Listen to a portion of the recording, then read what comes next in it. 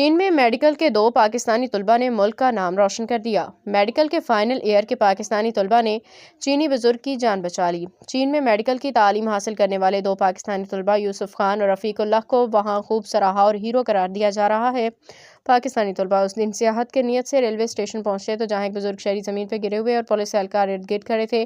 خیال رہے چین میں کسی بھی شخص کو بغیر اجازت ہاتھ لگانا غیر قانونی ہے، چاہے کام طبی امداد کے لیے کیوں نہ ہو۔ میڈیکل طلباء ہونے کی وجہ سے یوسف اور رفیق پہلی نظر میں سمجھ گئے کہ بزرگ شہری فوری طبی امداد کی ضرورت ہے۔ اس کے لیے انہوں نے پولیس سے اجازت بھی لی۔ زمین پہ نیم بے ہوش پڑے شخص کی نبض معمول سے کم رفتار میں چل رہی تھی، دل کی دھڑکن بے ترتیب تھی، سانس بھی اکھڑ رہی تھی۔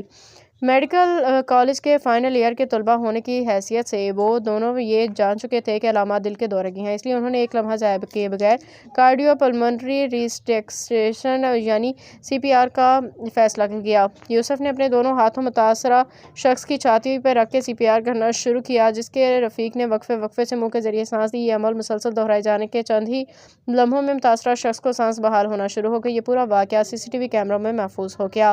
CCTV فوٹیج سوشل میڈیا پہ وائرل، صارفین نے پاکستانی طلباء کی جذبہ ہمدردی کو سراہا۔ BBC کے مطابق دیکھتے ہی دیکھتے دونوں طلباء چین میں ہیرو بن گئے۔ چینی میڈیا نے ان کا انٹرویو بھی کیا۔